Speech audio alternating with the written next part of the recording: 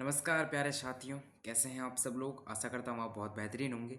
आज फिर से मैं आपके सामने हाजिर हूँ। मेरा नाम प्रवीण कुमार है और आप सभी को जो है वो बायोलॉजी की एनसीईआरटी हाईलाइट सीरीज़ करवाता हूँ। आप सभी का एक बार पुनः स्वागत NCERT on tips YouTube channel पर।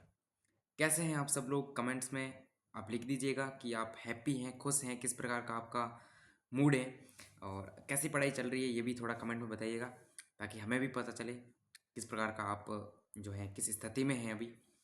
और अभी जो है बायोडाइवर्सिटी के 3 लेक्चर कंप्लीट कर लिए हैं बहुत बेहतरीन तरीके से एनसीईआरटी हाईलाइट के साथ।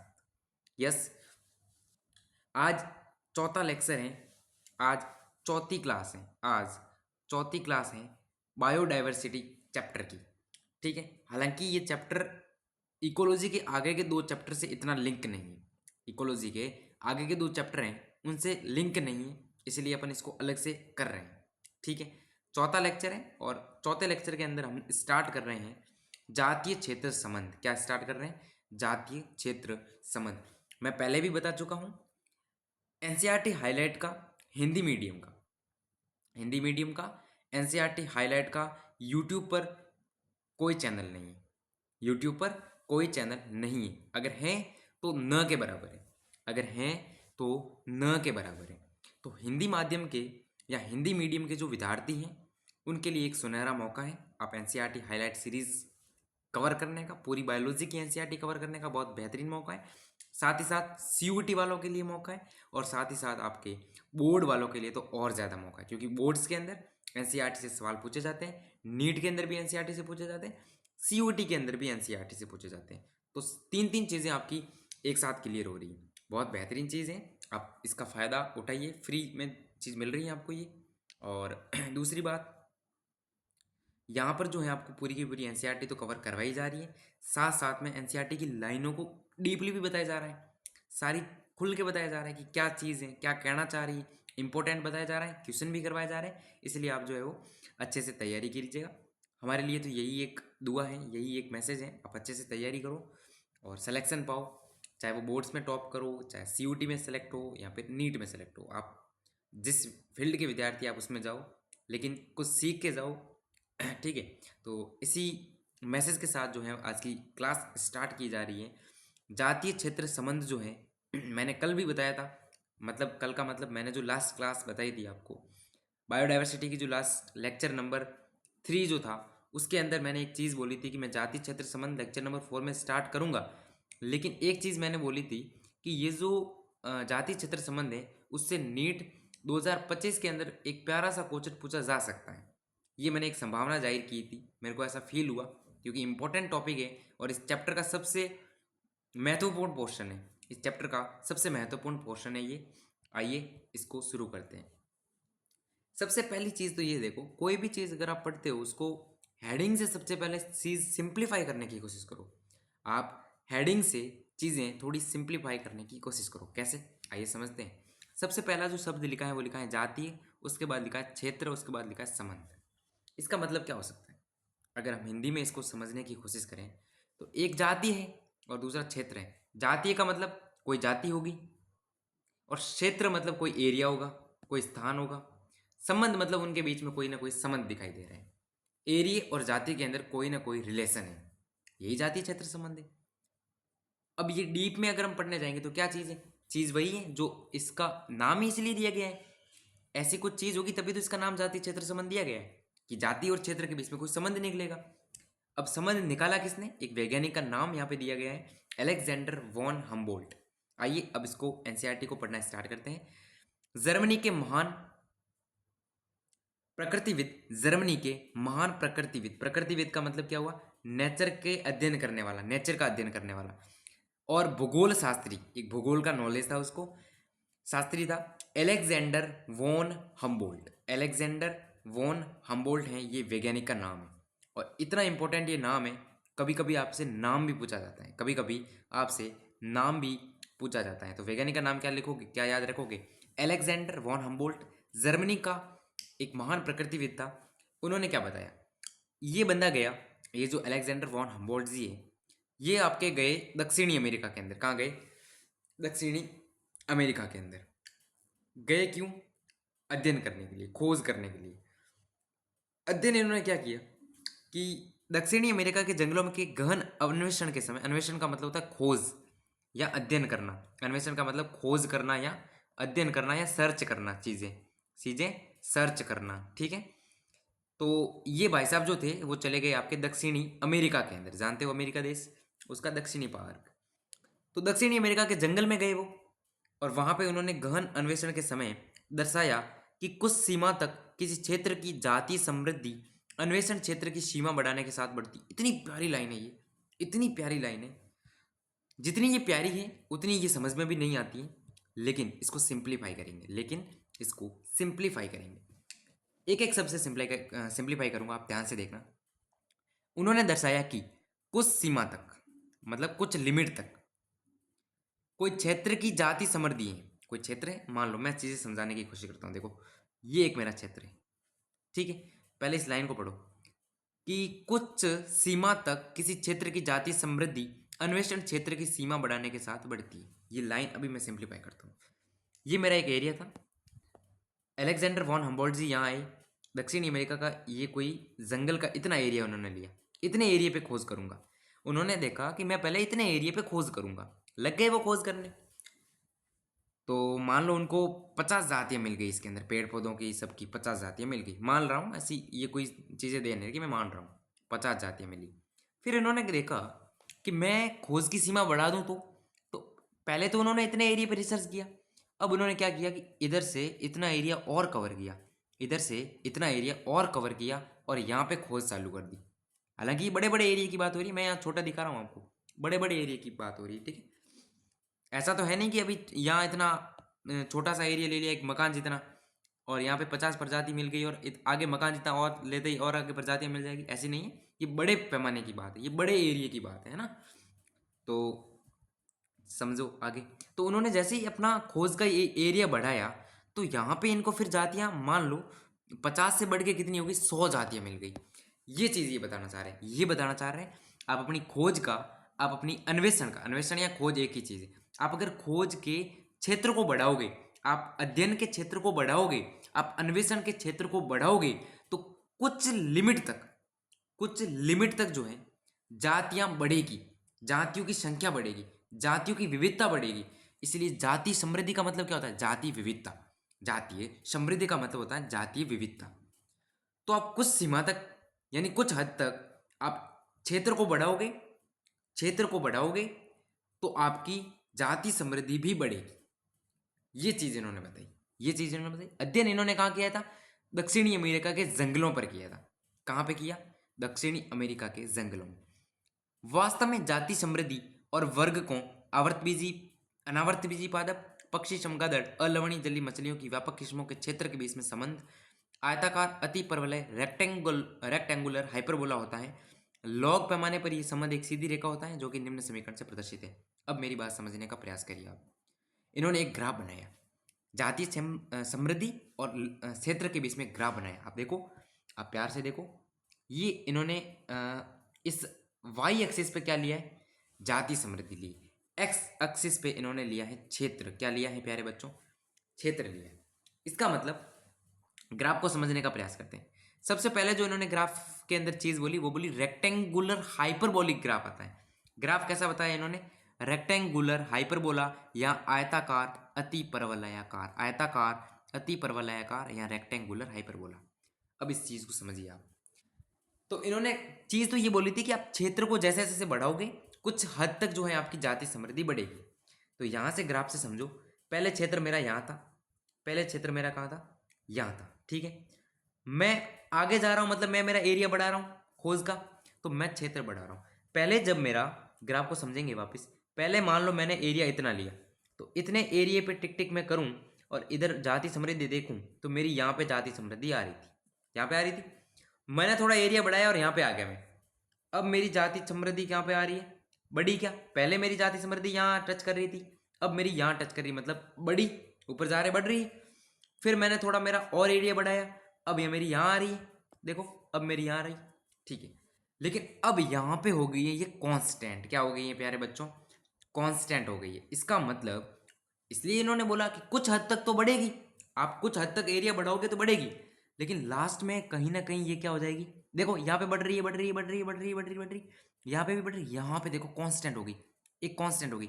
अब आप एरिया यहाँ रखोगे तो भी यहाँ टच करेगा, एरिया यहाँ लोगे तो भी यहाँ आएगा, एरिया यहाँ लोगे तो भी यहाँ पे ही आएगी, जाति समृद्धि वही रहेगी, मतलब बढ़ नहीं रही है।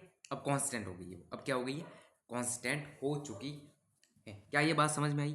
इसीलिए, और ये जो ग्राफ बना इसको क्या बोलते हैं, इस ग्राफ को रेक्टेंगुलर हाइपरबोलिक ग्राफ या आयताकार अति परवलय ग्राफ। और ये चीज़ आपको पता है क्योंकि आप फिजिक्स के स्टूडेंट हो, तो आप बेसिक मैथ के अंदर ही ये चीज़ें पढ़ते हो। अभी आपको इतना लोड नहीं लेना है, अगर चीज़ पता नहीं है तो आपको सीधी सीधी याद रखना है, आयताकार अति परिवलयाकार रेक्टेंगुलर हाइपरबोला। अब सर ग्राफ तो इसके अंदर आप कह रहे हो, लेकिन ग्राफ इसके अंदर दो बने हुए, एक तो सीधा भी बना हुआ है, एक एक ये वाला बना हुआ है, तो कौन सा रेक्टेंगुलर है कौन सा क्या है, मुझे तो ये तो पता ही नहीं चल रहा है। तो सीधी बात है, सीधी सी बात है, आपका जो कर्व जो लिया है जिसने, जो पहले क्षेत्र के साथ जातियां बढ़ रही हैं और बाद में जो कांस्टेंट हो रही है, वो आपका है आयताकार अति परवलयाकार, आयताकार अति परवलयाकार रेक्टेंगुलर हाइपरबोलिक ग्राफ है। अब चीज क्या हुई, इसका जो फॉर्मूला दिया था या सूत्र जो दिया था अलेक्जेंडर वॉन हम्बोल्ट जी ने, वो दिया आपका s बराबर सी ए की पावर z। जब पावर में ऐसा होता है तो आपका रेक्टेंगुलर हाइपरबोलिक ग्राफ बनता है। यहाँ पे जो s है वो आपकी जातीय समृद्धि है, s आपकी क्या है, जातीय समृद्धि है, यस। उसके बाद c जो है आपका, पहले अपन इसको a को देखते हैं, पहले किसको देखते हैं, a आपका है एरिया, a आपका क्या है, एरिया यानी कि क्षेत्र, ठीक है। अब रेक्टेंगुलर हाइपरबोलिक ग्राफ कैसे आया, क्योंकि s जो है जाति समृद्धि, वो a की पावर z के समानुपाती है, a की पावर z के समानुपाती है। समझ आ रही है बात इसमें? c तो कांस्टेंट है आपका, या इंटरसेप्ट है जो जिसको अंतखंड कहते हैं। अब ये s जो है जाति समृद्धि, क्योंकि चूंकि अपन y अक्ष पे रख रहे हैं s को और x अक्ष पे रख रहे हैं अपन a को, तो इन दोनों के बीच में संबंध देके ही ग्राफ बनेगा।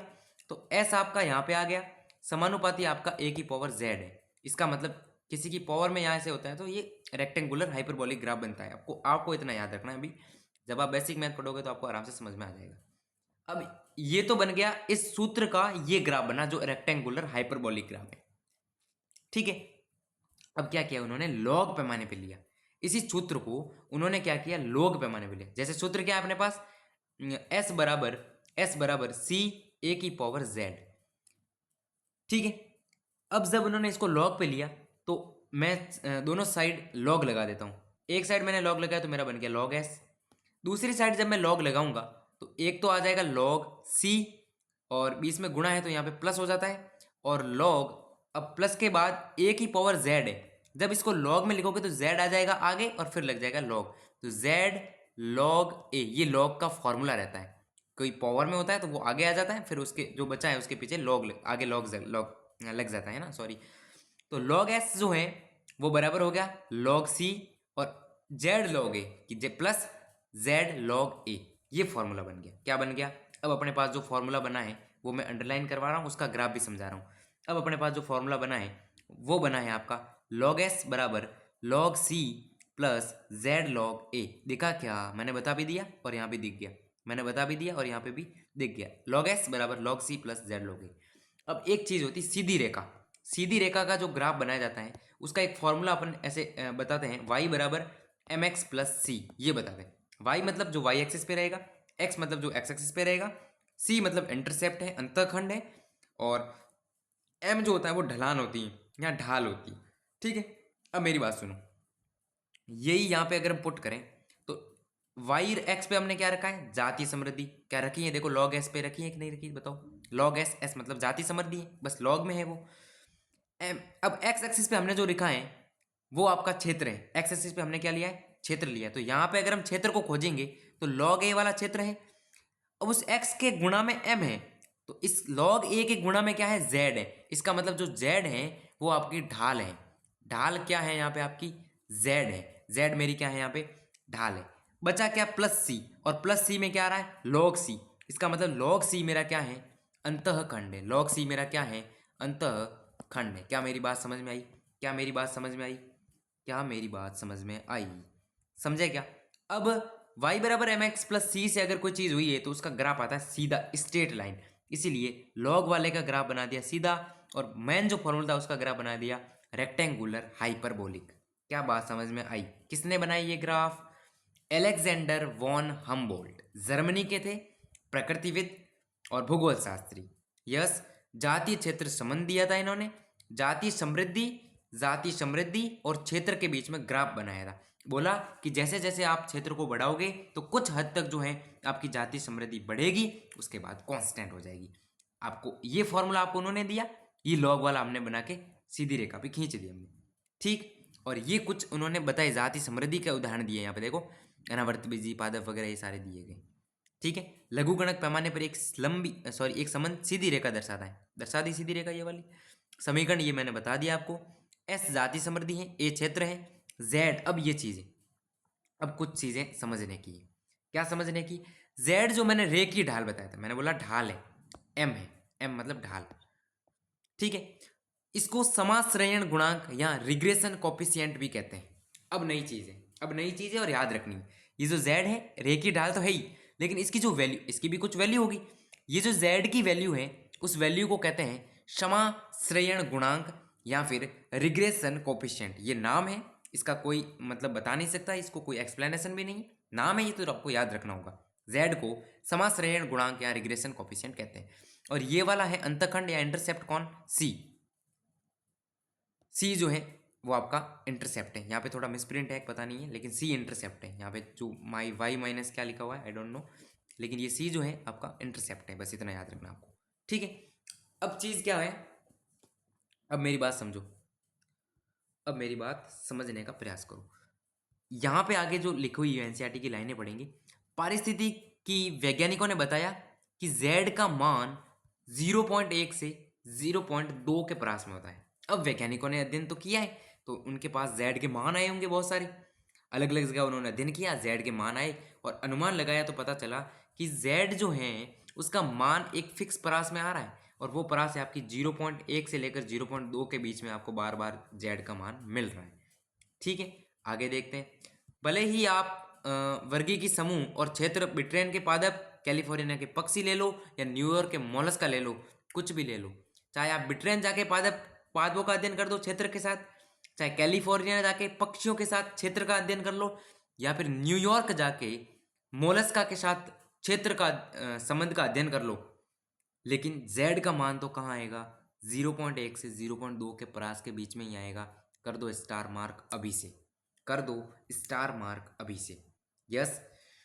उसके बाद पढ़ो, उसके बाद पढ़ो समाश्रयण गुणांक या रेखा या रिग्रेशन जो लाइन है, ढाल जिसको बोला मैंने, ढाल जिसको मैंने बोला उसके बारे में बात हो रही है। उसकी ढलान आश्चर्यजनक रूप से एक जैसी होती है। उसकी जो ढलान है, तिरछापन है, वो एक जैसा होता है। लेकिन क्यों जेड का परास है, क्यों तिरछापन एक जैसा फील हो रहा है? क्योंकि जेड की वैल्यू तो आपके 0.1 से 0.2 ही रह रही है, इस परास में ही रह रही है, तो ढाल के अंदर ज्यादा तीव्र या निम्नता नहीं दिखेगी। ढाल आपकी क्या रहेगी? एक लगभग लगभग सेम रहेगी, लगभग लगभग क्या रहेगी? एक जैसी रहेगी, ठीक है, क्योंकि जेड का मान तो 0.1 से 0.2 के बीच में ही आ रहा है। लेकिन यहाँ पे कहानी में एक और ट्विस्ट, यहाँ पे कहानी के अंदर एक और ट्विस्ट है। क्या ट्विस्ट है? लेकिन यदि हम किसी बड़े समूह, बहुत बड़े समूह, विशाल समूह, जैसे एक संपूर्ण महाद्वीप का अध्ययन करने चले जाओ। एक महाद्वीप कितना बड़ा, जैसे एशिया एक महाद्वीप है, अब एशिया महाद्वीप के अंदर कितने सारे देश आ रहे हैं। अब उस महाद्वीप का आप किसी क्षेत्र के साथ अध्ययन करना चाह रहे हो, इतने बड़े महाद्वीप का एक क्षेत्र के साथ अध्ययन करने जाओगे, विश्लेषण करते हैं, तब ज्ञात होता है कि जो आपकी समाश्रयण रेखा की ढलान है वो तीव्र रूप से तिरछी खड़ी है। अब यहाँ पे मान बढ़ गया, चूंकि पहले कितना आ रहा था परास में 0.1 से 0.2, लेकिन यहाँ पे जब आप महाद्वीप या किसी बड़े क्षेत्र का अध्ययन करने जाओगे तो वहाँ पे जेड की परास बढ़ के कितनी होगी? 0.6 से 1.2। अगर ये चीज़ बढ़ी है तो जेड, ये चीज़ क्या है? जेड, जेड क्या है? रिग्रेशन कोफिशिएंट, समाश्रयण गुणांक या फिर ढाल है। ढाल जब भी बढ़ती है, ये ढाल को प्रदर्शित करता है। ढाल ऐसे प्रदर्शित की जाती है, आपकी सीधी रेखा है और उस सीधी रेखा के एक्स एक्सिस से जो कोण है थीटा मान लो, ये मेरी ढाल को टेन थीटा इसको बोला जाता है, और ये ढाल को प्रेजेंट करता है। एक्स एक्सिस से कोण, एक्स एक्सिस से कोण, रेखा की ओर, रेखा की ओर, एक्स एक्सिस से कोण, ये ढाल को बताता है। जैसे जैसे ढाल की वैल्यू बढ़ती है, ढाल ऐसे तिरछी हो जाती है, तीव्र रूप से खड़ी हो जाती है, तीव्र रूप से खड़ी होती है। यहाँ कम है वैल्यू, यहाँ ज़्यादा है, क्योंकि थीटा बढ़ रहा है। देखो यहाँ थीटा कम था, यहाँ थीटा बढ़ गया, यहाँ कोण और बढ़ गया। तो जैसे जैसे कोण बढ़ेगा तो ढाल जो है वो बढ़ती रहेगी, ढाल बढ़ेगी और ढाल बढ़ेगी तो तिरछी खड़ी है, तिरछी खड़ी है एकदम तीखी। तो देखो तीव्र रूप से तिरछी खड़ी, देखो तो समासरण रेखा जो है वो तीव्र रूप से तिरछी खड़ी है क्योंकि जेड की वैल्यू बढ़ गई, जेड की वैल्यू 0.6 से 1.2 हो गई, यही कारण था। उदाहरण के लिए विभिन्न महाद्वीपों के उष्णकटिबंधीय वनों के फलाहारी पक्षी तथा स्तनधारियों की रेखा की ढलान 1.15 अपने को मिली है, 1.15 मिली है। इस संदर्भ में तिरछी खड़ी ढलान का क्या अर्थ है? इसका तो क्या अर्थ है, तिरछी खड़ी ढलान है यानी कि z ज्यादा है, यानी कि z ज्यादा है बस। तो उदाहरण के लिए इसने क्या दिया कि विभिन्न महाद्वीप, अब अलग अलग महाद्वीप के, मान लो एक एशिया महाद्वीप लिया, एक और महाद्वीप ले लिया, जैसे अफ्रीका शायद महाद्वीप है एक, है ना। एशिया और अफ्रीका का अध्ययन करने गए और आपने उष्णकटिबंधीय वनों के फलाहारी पक्षी, फलाहारी जो पक्षी फल खाते हैं और स्तनधारी है, उनकी रेखाओं, उनकी जो रेखा मिली अपने को जेड या ढलान या रिग्रेशन कोफिशिएंट मिला, उसकी वैल्यू अपने को 1.15 मिली। क्यों इतनी बड़ी वैल्यू मिली जेड की? क्योंकि अपन महाद्वीप का, बड़े क्षेत्र का अध्ययन कर रहे हैं, और जब हम बड़े क्षेत्र का अध्ययन करते हैं तो उसकी परास रहती है 0.6 से 1.2, और यहाँ पे आया 1.15, यहाँ पे कितना आया 1.15 आया, इसलिए ये वैल्यू ज़्यादा है क्योंकि बड़े एरिया का अध्ययन कर रहे हो, महाद्वीपों का आप अध्ययन कर रहे हो क्षेत्र के साथ। क्या ये कॉन्सेप्ट और पूरा टॉपिक समझ में आया? सबसे इंपॉर्टेंट नीट का टॉपिक था, रट के रख देना इसको, मैं बोल रहा हूँ इस टॉपिक को रट के रख देना, चाहे एड़ी चोटी का जोर लगाना पड़े, इस टॉपिक को क्रिस्टल क्लियर कर लेना। मैं पहले ही बोल रहा हूँ नीट वाले का फेवरेट है, इस इतने पैराग्राफ से खूब सारे क्वेश्चन पूछेंगे, नीट वाले का मोस्ट फेवरेट है। प्लीज रिक्वेस्ट रहेगी आपसे, रट के रख देना, रट के रख देना, कसम है आप लोगों को, इस टॉपिक को रट के रख देना। एक एक चीज मैंने बताई, अब बस आपका रटना आपका काम है, समझ आया मैंने बहुत अच्छे तरीके से। रिवाइज करना आपका काम, क्वेश्चन आपका काम, लास्ट में मैं करवाऊंगा PYQs, लेकिन अभी आपको क्वेश्चन लगाने पड़ेंगे अगर सक्सेस चाहिए, ठीक है। अब 20-22 मिनट हो गए हैं लेक्चर के, और शायद मैंने टॉपिक भी पूरा अच्छे तरीके से कवर करवा दिया है। बहुत ही प्यारे क्वेश्चन, ग्राफ के क्वेश्चन इससे पूछे हैं भाई, ग्राफ भी दे सकता है नीट वाला, क्या भरोसा, रेक्टेंगल और हाइपरबोला से क्वेश्चन पूछा हुआ है, ठीक है ना। अब नेक्स्ट जो अपना रहेगा, नेक्स्ट जो लेक्चर रहेगा, शायद लेक्चर नंबर 5 होगा वो, और उसके अंदर अपन जो है स्टार्ट करेंगे जाति विविधता का पारितंत्र में महत्व। अपना जो इकोसिस्टम है उसके अंदर इकोसिस्टम क्या होता है ये भी अपन जान लेंगे इसी चैप्टर के अंदर ही। तो पारितंत्र के अंदर आपकी जैव विविधता क्या इफेक्ट करती है उसके बारे में नेक्स्ट हेडिंग है, बहुत अच्छे तरीके से अपन कवर करेंगे। आशा करता हूँ आपको ये वीडियो बहुत पसंद आया होगा।